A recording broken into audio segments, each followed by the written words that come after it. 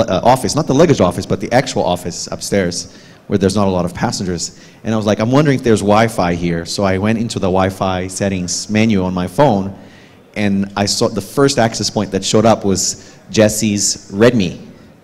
Redmi is one of our device brands, so I thought that was pretty cool.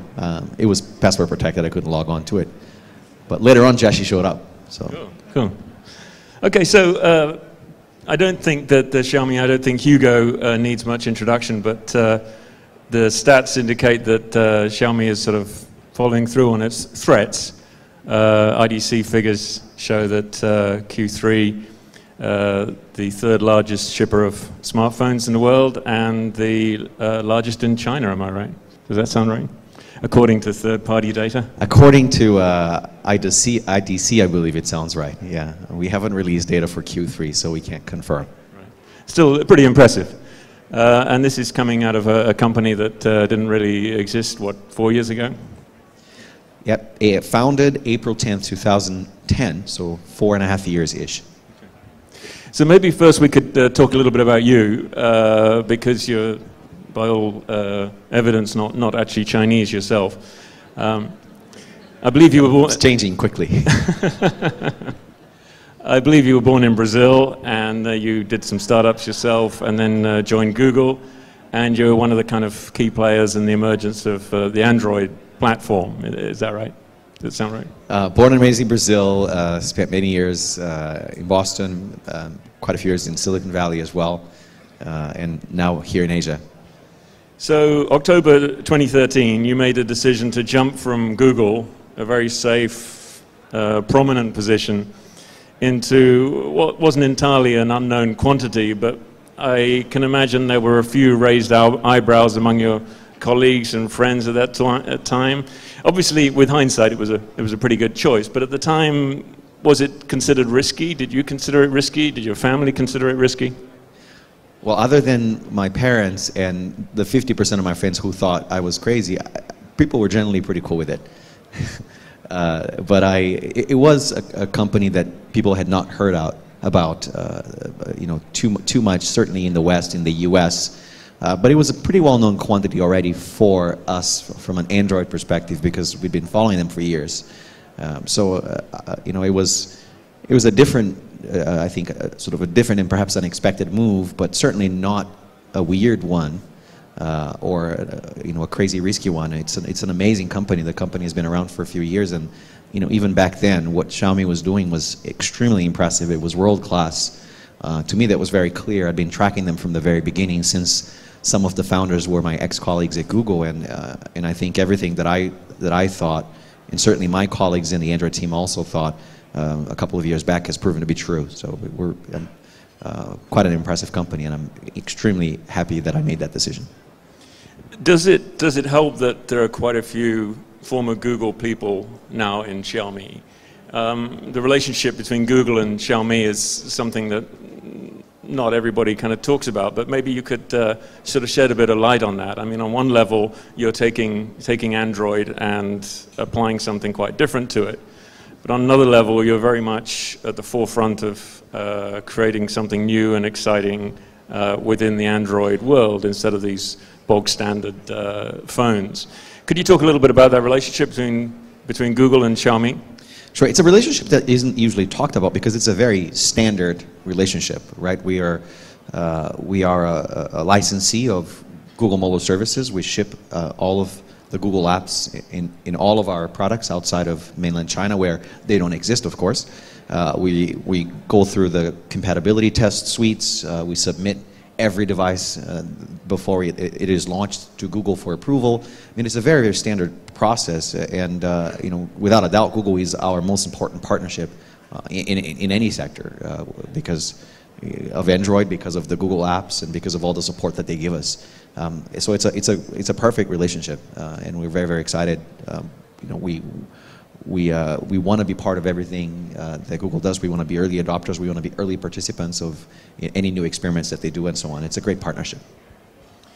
Do you feel that, I mean, there's talk that Google Play might be kind of launched in China soon. Is that something that's going to kind of change things? Part of Xiaomi's success to many seems to be that you had to kind of create things from the ground up. You had to create an ecosystem where the Google Apps, Google Play, that kind of infrastructure didn't exist, and that has given you an opportunity to build something quite unique on a commoditized in a commoditized industry.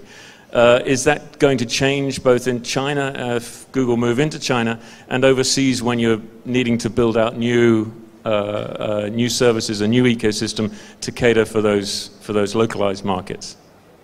Well, Google hasn't really announced anything in China other than the fact that they are allowing Chinese developers to sell their apps outside of China. So it's hard to say. I don't know what their plans are specifically.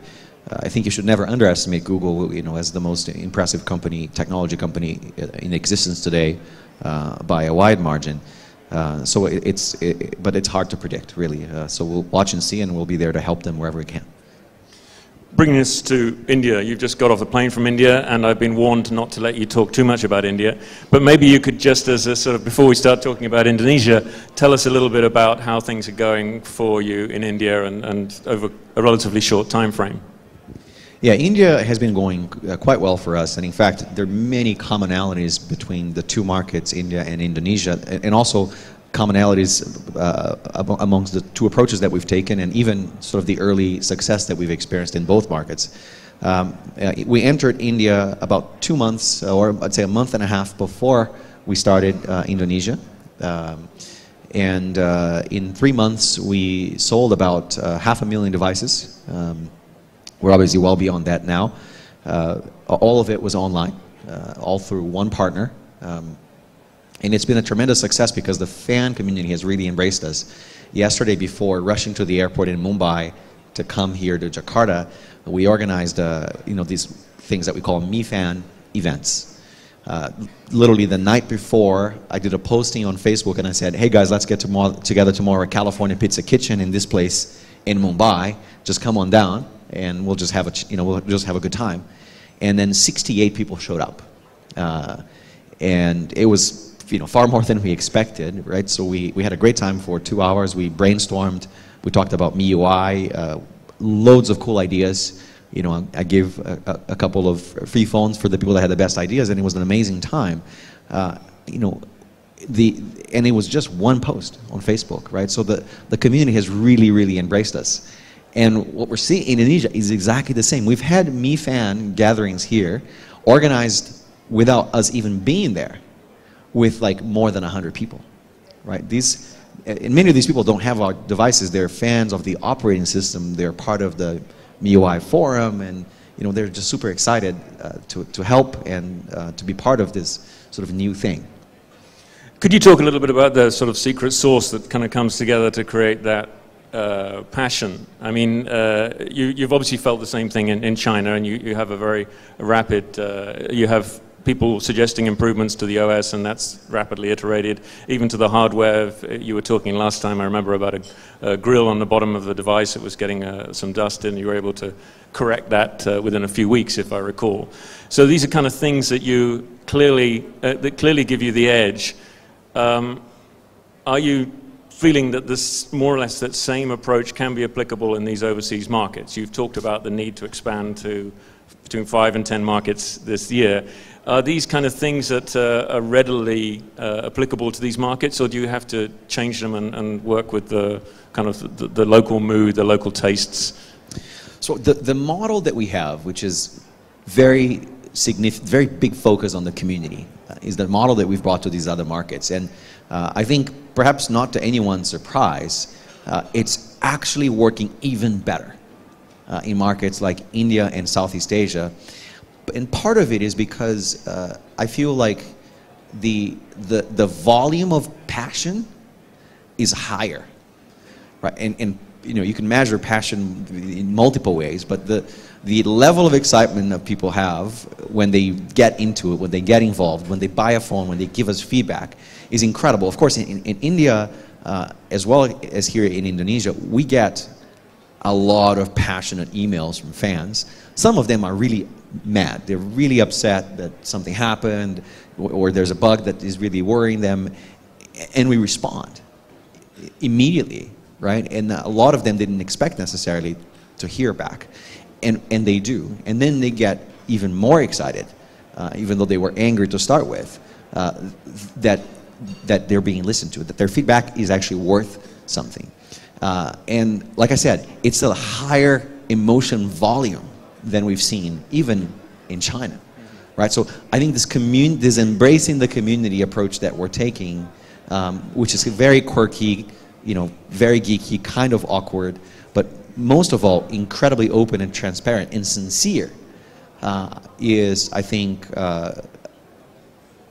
about human nature. I mean, it is not about a particular market or a particular culture. I think it's just about human nature, and it's working amazingly well. We'll continue to evolve it, but the seed of it makes perfect sense everywhere. Does this mean, though, that if, say, a kind of Indian user is going to have a certain kind of feedback moving into the MIUI, wanting to see changes, that may not be consistent with what somebody in Singapore or Indonesia or China would like to see in the user interface? How scalable is that approach of taking that feedback seriously and building it into the next versions of the software? Yeah, we don't get contradictory feedback between two markets. We don't get a user here says, I want the screen to be black, and another user saying, I want the screen to be white. The feedback tends to be, product-centric thinking, and it's pretty good. If anything, we'll get some feedback from some markets where you say, can you add this particular service, which is very useful here in India, for example, which we will do, and we'll do it in India only. But generally speaking, the feedback helps us improve the product for everyone. Logistically speaking, in India, I believe you've got a deal with Airtel, which would allow people to order the phone online in the traditional Xiaomi way, and then go to an Airtel outlet and complete the transaction. Is that correct? And what do you I call it an offline flash sale. Offline flash sale. Okay. So what is the purpose of that? Why are you having to introduce that rather than a pure online model? Because the flash sale model is our signature, and it's something that users, since you're talking about India, have truly embraced there. It's working extremely well, and we thought, considering that we were launching a 4G device and that Airtel is the only carrier offering 4G at scale in India, that it made perfect sense to partner with them. The user would have to go to the store anyways to get their SIM card 4G activated, so we figured, why don't we try something new and see how it goes. So, and Airtel, a very progressive carrier, they were happy to do it. We put it together very quickly, and we're going to launch it in a few weeks. Just one more question about India. All of this being applicable to Indonesia, I guess, is that Xiaomi sort of really wants to be perceived as something more than simply a sort of hardware company, or at least a smartphone company. And you've talked in the past about investing in startups in India. Could you talk a little bit about that, and then maybe explain how that might be relevant or might be applicable to Indonesia, to the crowd here? Yeah, so we consider ourselves a startup, a sort of a big startup, but a startup nonetheless. That's how we move, that's how we think. And we think that it's very important for us to be part of a thriving startup ecosystem. And in many cases, we can actually help. We can help by partnering with companies, by taking the product that they make, the software that they've written, and integrating it with ours. We've, for example, launched many products already which were not built by us. I'm wearing one of them. Mi Band is a Mi-branded product, but it was not built by us. It was built by a startup that we are very, very closely involved with. Similarly, we've integrated a lot of different software from many startups into our operating system. If you go to the security center, for example, on our operating system, a lot of the tools in there for virus scan, for data usage, and so are from CleanMaster. In fact, sorry, CleanMaster is one of the tools. It's the one for removing unused files. And it's integrated straight in a very, very seamless way. So what we want to do in big markets like India and Indonesia is work very closely with the local ecosystem and do two things. Number one is to help them in any way we can. We'd love to see a thriving mobile software and hardware eventually ecosystem here in Indonesia. So whatever we can do to help, spend time with them, invest if they're looking for financing, and so on and so forth. So just help grow the ecosystem, kind of like as a bigger brother in some sense, because we've been there for many years. Secondly, actually work closely with companies whose services maybe we should integrate into our platform directly, because perhaps it'll be an even better experience if they are an integrated feature as opposed to being a standalone app. Right? So being here in Startup Asia for me is exactly that. Right? It's spending time with entrepreneurs, with founders, with companies that are building very interesting things, which are for either number one, number two, or both relevant to what we want to do. So the choices you're making on that, A, is it just kind of interesting? B, is it something that we could brand, a piece of hardware that we could brand? Is it a software/service that we could integrate into the phone as right. part of the localization? Is that right? Exactly, yeah. And have you made any deals yet, either in India or Indonesia, that you can talk about? Nothing that we can talk about yet. It's pretty early for us. We haven't spent enough time sitting down with startups. It's something that we want to do, and I personally will be spending a lot of time here doing exactly that. So maybe now we could sort of talk about Indonesia. I mean, as you said, India was just a few months before Indonesia. How far have you gotten with Indonesia so far? So Indonesia, our very first flash sale on Lazada, who's our e-commerce partner here, happened in early September, September 4th. We, in 2.5 months, and then we launched a second device, Redmi Note, which is this 5.5-inch device I have here with me. We launched this one on November 13th, so just a couple weeks back. We've already sold over 100,000 devices here in Indonesia in 2.5 months. You know, mainly through our online partner Lazada. We've grown to, from a brand perspective, we have really interesting traction as well. If you do a Google Trends thing, you'll see that we're consistent in the number one or number two brand amongst internet users, right? Obviously Google's measurement of brand awareness is very internet biased, but that of course is fantastic. We have almost 50,000 likes or followers on Facebook, all organic. We've never done a paid post. We've never boosted a post or anything like that. So that's going really well too. And we're beginning to experiment with offline as well, since because e-commerce is so early here in Indonesia, we want to try some other things. So we're dabbling in that as well, just to see how it goes. Could you elaborate on that offline? How would that work? How is that working? Sure. So we have two distribution/import partners here in Indonesia, Airajaya and Tricomcel, who are the two largest mobile distributors, as you know. And they also have significant retail presence. So we're working with both of them to sell our products in their stores, in their owned and operated stores, as opposed to going into the open channel. That's a bit of a long leap for us. Airajaya, for example, was the first one to sell Redmi 1S in their stores. They sold, if I recall this correctly, 2,000 phones in one day in 2 stores.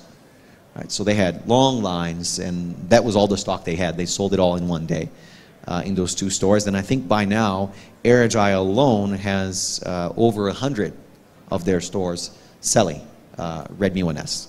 And we'll see how that goes. You know, it's an experiment, like I said, and we'll evaluate it after a couple months and then make a decision as to whether that's something that we should do more of going forward. So someone could literally walk into a store and buy a Xiaomi phone? In the traditional way that you would buy a phone. Because that's almost unheard of, isn't it? Who would have thought?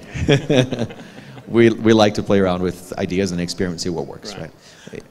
To what extent is Indonesia different to India then? I mean, where are the differences? Do you have problems getting units into the country, things like that? I think Indonesia is probably it's a little earlier here, a little bit early days relative to India. You know, I think the good thing is that we're seeing really fast progress, particularly with Jokowi and the new leadership. You know, there's a lot of fresh, new, progressive thinking that we think will change a lot of important things for technology in general, for e-commerce, for telecom, manufacturing, and so on and so forth. So I think we'll see an acceleration, but you know, it's still a bit early. You know, e-commerce adoption is still relatively modest. You know, we estimate that less than 5% of all smartphones sold here are sold online, which is a small number relative even to India, but certainly to other markets. So early days, but we love the fact that we're here now, right? Because we'll see, you know, this fast progression over the next couple of years. And what we really like is the idea of being part of this, right? Being part of this evolution, being part of this explosive growth, you know, maybe we can even count ourselves in as one of the drivers, right? Perhaps one of the reasons why someone might decide to buy a phone online, for example, as opposed to walking down to a store. So to us, it's just the perfect time to be here. Do you see kind of blocks on the road? Some of the talk over the last couple of days has been about some of the kind of difficulties that Indonesia, and these are not problems unique to Indonesia, but the issue of sort of mobile payments, for example, as inhibiting the kind of interest in smartphones and interest in financial services items that are being paid for over a smartphone in China. Are these kind of things that do you think hold Indonesia back? It's not in a way that affects us yet. You know, I of course read about some of the issues that you've mentioned. Probably the only thing that if we could, we would change for our business here in Indonesia is the certification process. It's a bit kind of old school, and it takes very long. It's the longest certification process that we have in any market. It's also a bit of a black box, and we think there's significant room for modernizing it. It doesn't need to be as long and complicated as it is currently, but it's fine. You know, when we just means we have to start the process earlier, and it'll take a little bit longer for us to launch any given model here. If it could be faster, it'd be fantastic.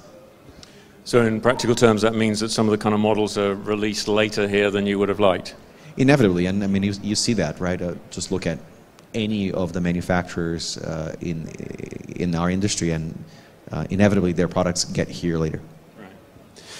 You had to deal with some criticism a couple of months ago about data going back to Chinese servers, and you've talked about the need to kind of build local servers in the countries where you're going to have a presence. There's also, on top of that, a kind of trend towards data localization. Governments increasingly post-Snowden keen on keeping data within their borders.